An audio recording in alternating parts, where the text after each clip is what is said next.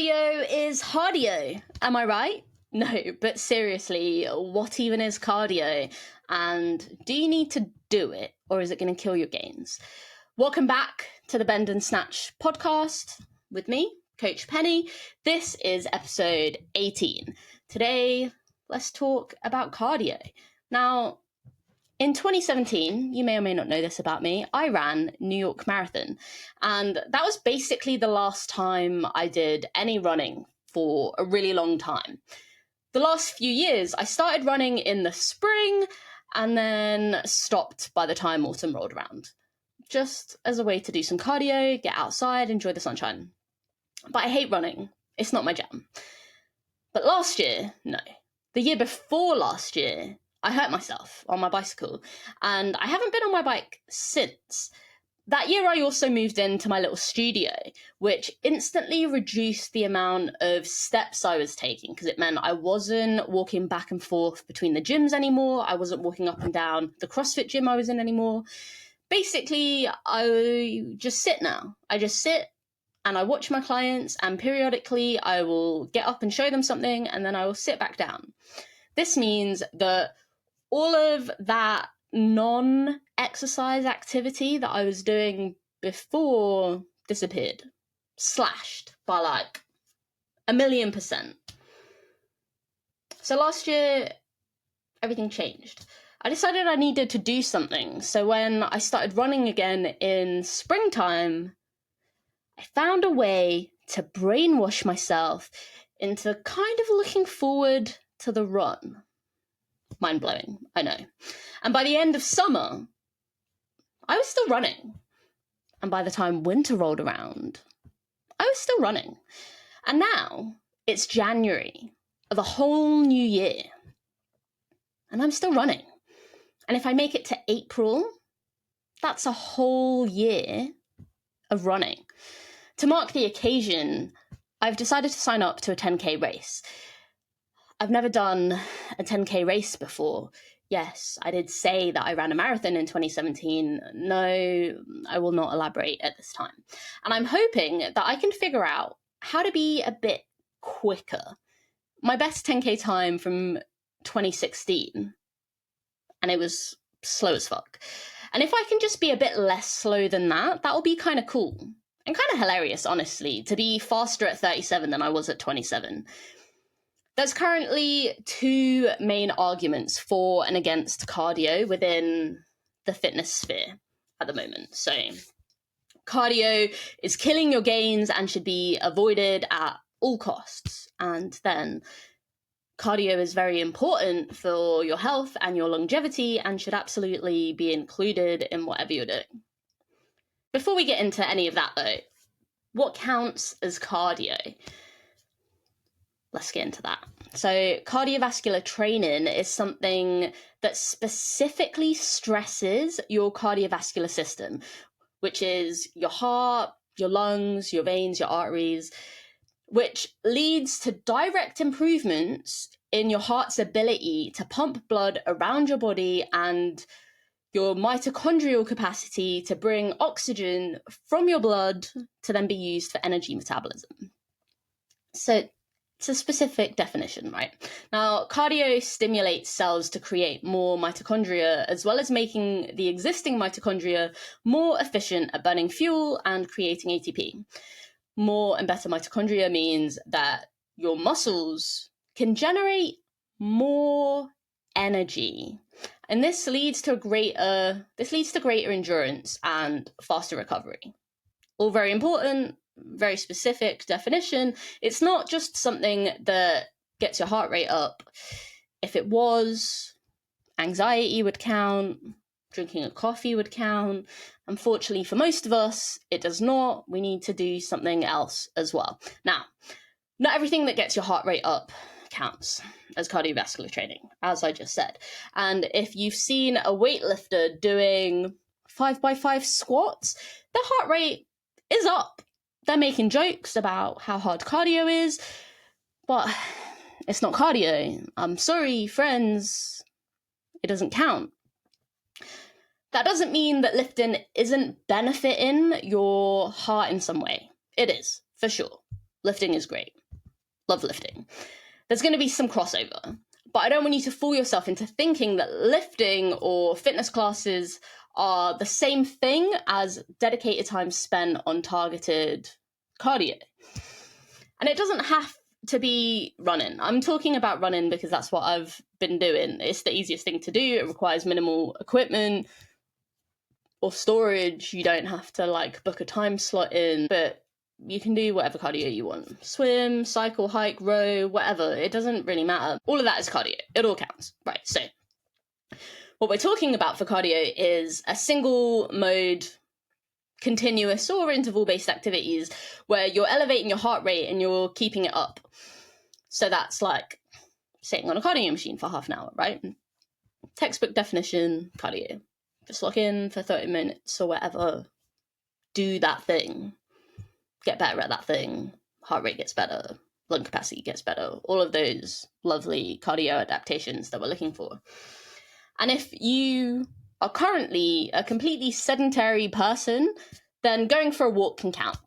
When you go from not doing anything to walking for 30 minutes, that's going to get your heart rate up. That's going to give you those delicious cardiovascular adaptations that we're looking for from our cardiovascular training. But once your fitness is improved past that baseline, walking isn't really doing anything anymore. It's not giving you that like extra adaptation that you might want from your cardio. Like, don't stop walking. Walking is good. You should do it. Keep walking. But it's not providing you with any of those like extra cardiovascular adaptations that we want from our cardio. There's a limit to how much a walk around the park is going to improve the amount of efficiency of your mitochondria, right? So yes, helpful in the beginning, not necessarily helpful until the end of time. So at that point, it's time to start adding something else to make it harder. Maybe walking on an incline or running around the park instead of walking around the park, or running a bit and then walking a bit and running a bit. You know, you're building up over time. That's progressive overload. It's the same as squatting an empty bar or a kettlebell to begin with, and then you start training more, you're getting stronger, you start adding plates over time. As you get stronger again, you make it more heavy, you add more plates over time. So it's always challenging, right? You're making it harder, so it keeps challenging you, so then you can keep adapting to this new challenge you're presented with. The challenge is where the adaptation comes from. That bit is important. Now, does that mean CrossFit doesn't count as cardio, or does count as cardio? Do circuits count? Yes and no. It depends. It depends on the intensity. It depends on whether the circuit or the WOD includes a cardio component. So like maybe there's a bit on an erg or a run or something. You're getting some metabolic conditioning through these sorts of workouts. So like it's definitely beneficial. It definitely counts to some degree. And it's going to be good for your cardiovascular system. But it's not like strict textbook cardio, right? But you are getting a lot of the same benefits. A limiting factor to classes like this is the time, right? So say it's a 45 or maybe 60-minute class. Maybe the WOD is only 12 minutes to 30 minutes of that. That's the conditioning bit. So as you get fitter, it stops being enough.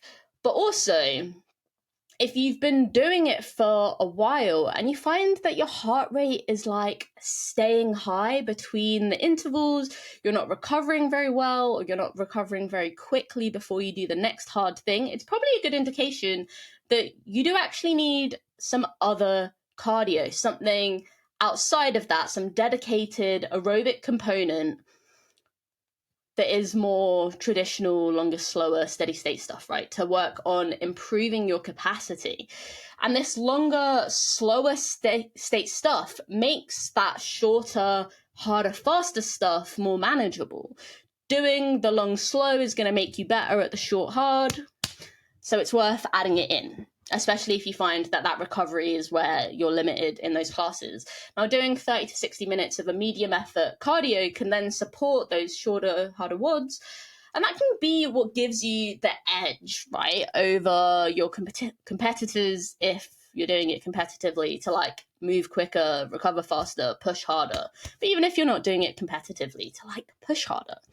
And if you're doing intervals and pushing for, say, I don't know, a minute of like really hard effort, and it's taking you 2 or 3 minutes to recover before you can do it again, that's another sign that you should be adding in some of that traditional cardio. Try to bring your recovery time down from, say, 3 minutes or whatever to 1 minute or 30 seconds before repeating the effort. And that's making you fitter. It's making you better at your sport if you're doing sport, making you better at life if you're doing life, which I guess we all are. It's making you healthier. The quicker you can recover from something, the better. Now, improved cardiovascular health strengthens your heart, right? The thing literally fighting for its life to keep your blood pumping and your lungs breathing so you can endure another day. Improved cardiovascular health will have loads of benefits. So, lowers your blood pressure, lowers your LDL cholesterol, so the bad cholesterol, raises your HDL cholesterol, the good stuff. It helps manage blood sugar, reduces inflammation, lowers the risk of heart attacks, stroke, type 2 diabetes. It improves your mood, your sleep, your energy levels. It improves longevity, so people who do cardio generally live longer. Maybe that's good or bad. You can decide, I suppose. Reduces stress hormones. Now, look, if you're being serious about trying to be healthy and you're going out of your way to like spend money on supplements or avoiding certain foods for like health reasons, or you're like demonizing ultra processed foods because of all the negative connotations that comes with that, or like sugar or whatever, but you're not doing any cardio, you are missing the wood for the trees. Because why are you stressing over the small stuff and leaving the low-hanging fruit for the squirrels? Why are you doing it? The number one thing that you can do to improve your overall health right now, immediately, is to just do a bit more cardio. And I say this to you as a gym bro who would absolutely rather be lifting weights or reading a book. Those are the things that I want to do. I don't want to be running either. I don't want to do it either, but we do it because we're grown-ups. And grown-ups do things that they don't want to do because they know that it's good for them, and it's for the greater good. And the greater good includes doing some cardio. So let's go back to that first bit. Is cardio killing your gains? When you start running as a weightlifter, the first thing you notice is that squats suddenly feel so much harder. Lifting legit felt like shit for the first few weeks of introducing running a couple of times a week. So I had to scale squats down last year while I was building running up. And then once I got used to running, I then brought squats back up too.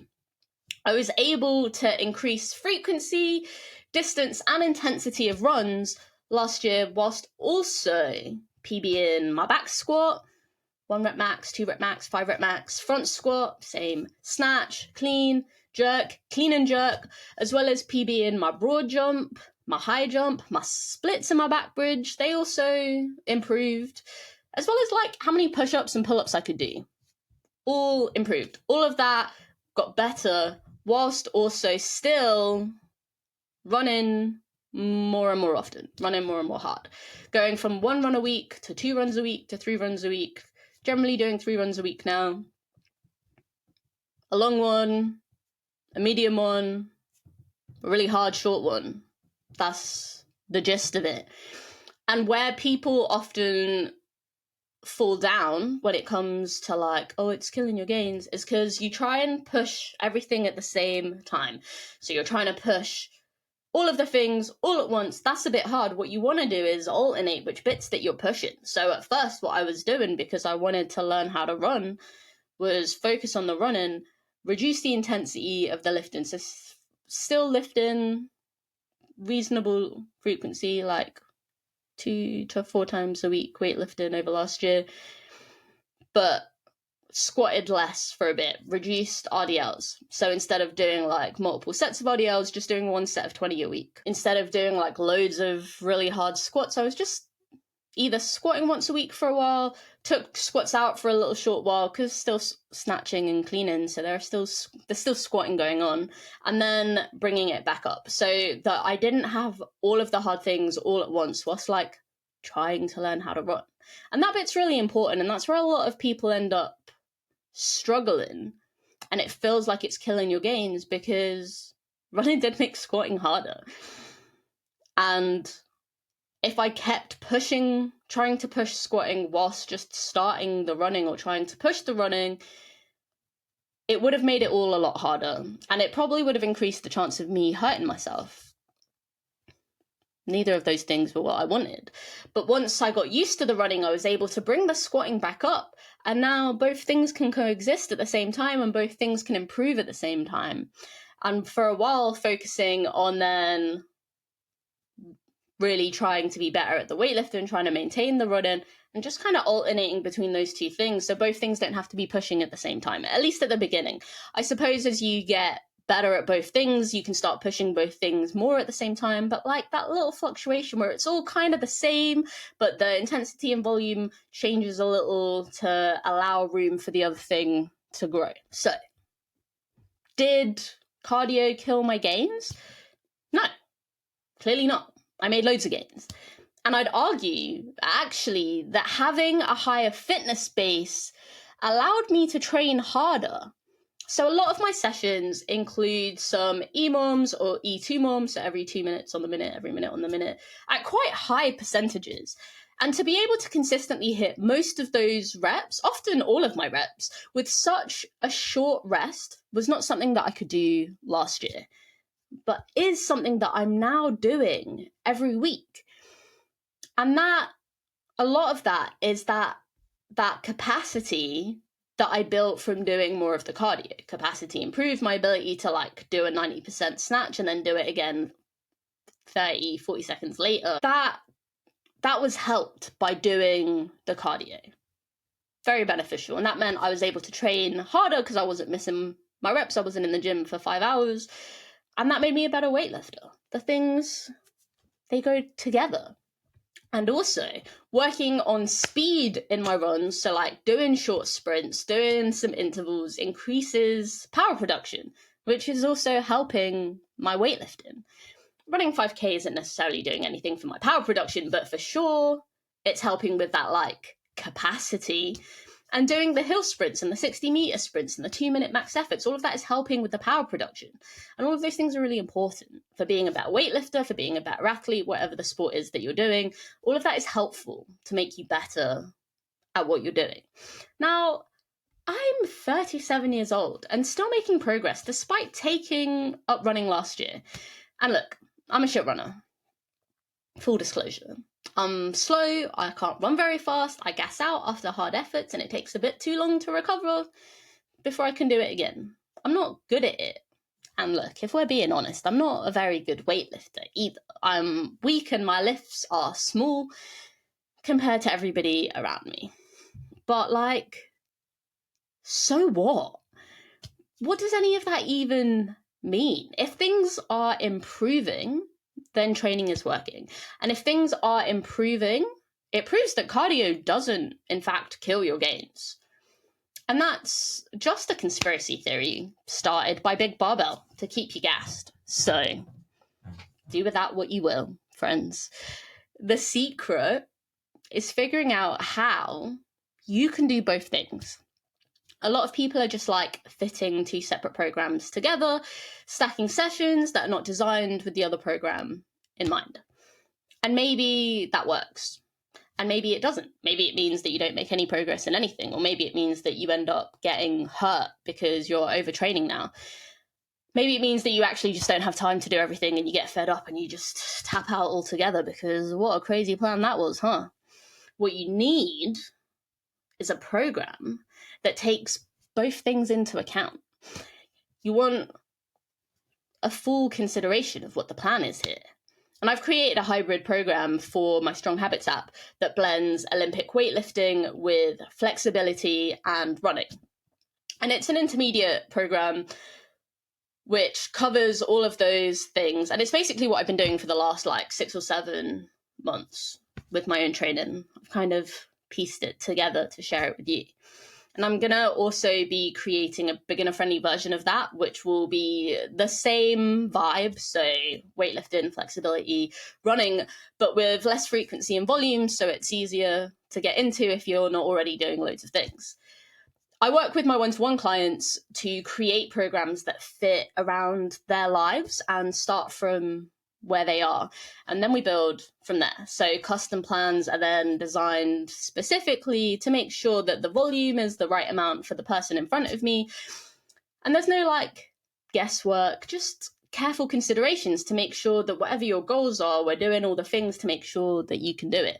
And if you are looking to start doing more cardio alongside your lifting this year, or even more lifting alongside your cardio this year, and you'd like some help, do get in touch. I've got a couple of one-to-one coaching slots that have opened up. That can be remote coaching, or it can be in person in my studio in Sheffield. And I would love to help you. Or you can try the training app. These are all pre-made plans that you can kind of pick and choose from. And if you use the code YouTube25, you can have a 25% discount off your first month. I'll put the link in the show notes. Now, cardio is an important part of any training program. And it's something that everyone should really be thinking about adding in to whatever they're doing. For some people, that starts with a walk. Right, a walk around the park, or like a walk to the end of the road. It doesn't have to start with running 5k. You just need to start from wherever you are, and then you build from there. Not everyone needs to run a marathon or run at all. Not everyone needs to do these like big endurance events. You just have to do something that's getting your heart rate up, something that's giving you some adaptations. And sometimes signing up for events can make it more fun. It can give you something to focus on. Sometimes it can be too much pressure and make you not want to do it anymore. If we're honest, I'm generally in the second category. Signing up for that weightlifting competition that I did last year did almost ruin weightlifting for me. I'm not going to lie. And I really, really hope that this 10k race in April doesn't ruin running for me like the marathon did. That would be a shame. I guess we're just going to see how things play out. I'll keep you posted. Fingers crossed. So, look, in conclusion, do some cardio. Do a mix of long, slow stuff and also some moderately hard stuff and also some like really hard stuff. So let me give you an example of what that might look like. Maybe like a 45-minute steady state run where you're not trying super hard, but you're also not stopping. You're trying to like maintain that pace. And then also a 20-minute run that's hard, a little bit less than the most hard, so you can keep pushing. You feel like you're on the edge of like hardness. And then also 10 short 10 to 20 second sprints building up to a max effort. This is like the hardest, right? Now, NHS guidelines say that you should be doing 150 minutes of activity a week, or it could be 75 vigorous activity minutes. Most people are not meeting that threshold. So goal one is to build up to that. Build up to doing 150 minutes of some sort of activity over the week, or 75 harder minutes. Goal two is to build up to that without including any walks once you're a bit fitter, right? And then goal three is to build up to that by only counting your cardio, so not your gym sessions. For me, that felt like too much math. So with my watch, I'm not wearing my watch, wherever my watch might be. What I did was just set the parameter higher. So instead of it counting to 150 minutes, because I knew that if I just walk the dog every day, that's 150 minutes. That didn't feel like what I was aiming for. I just made the number higher so that I was aiming for 3 times as much instead. So I'm also in the gym every day lifting, and I didn't want lifting to count either. And all of my gym sessions every week, that would also be there. So I was like, okay, if I just make it higher, then it takes out of the equation walking the dog, and it takes out of the equation weightlifting. So then what's left is doing enough cardio, and then that meant I didn't have to do any maths and my watch could do it for me, and that felt like a good lower effort alternative. I'm not necessarily telling you to set your watch to 3 times the amount, because that might seem insane, especially if you're currently sedentary. You just have to figure out what the right thing for you is. No pressure, but just do something. Now, doing those higher intensity sessions is really important. So things like CrossFit can be super beneficial on that front. Pushing the system harder once or twice a week can really challenge you on like what you're capable of. And that's important. That allows you to then do those easier sessions more easily because at least it's not that, right? And now a lot of bodybuilders will only walk as their cardio because it's easy, it doesn't really tax the body too much, and it's just a way to burn calories. That's why they're doing it, just to increase that calorie expenditure, because what is bodybuilding? It's a sport where you want to burn as many calories as possible whilst also being able to build as much muscle mass as possible and train as hard as you can to like build those muscles, because it's a beauty pageant. And that's not appropriate for everybody. It's certainly not about health. And walking being your only form of cardio isn't necessarily doing that much for your heart health in the long run, especially once you've like hit the limit of the adaptation from the walking, right? Now, don't get me wrong. Go get your steps in. Walking is awesome. For sure, walking is good. You should do walking. It's the easiest place to start and the easiest way to get moving more without taxing your body. And if your body can't handle intense taxation, then walking is the perfect place to be, right? If you have some sort of fatigue issue, health, chronic stuff, like you don't want to jump into running or riding a bike to work or whatever. You want to start small, and that could be doing a walk. But as you do get fitter and stronger, then you do in fact need to tax your body more to keep making progress. And that adaptation needs to be taken into account when you're deciding what you're doing.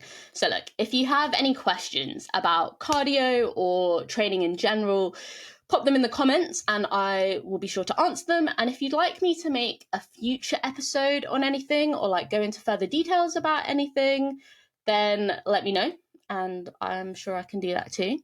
Please do like and subscribe / follow, depending on where you're getting this podcast at the moment.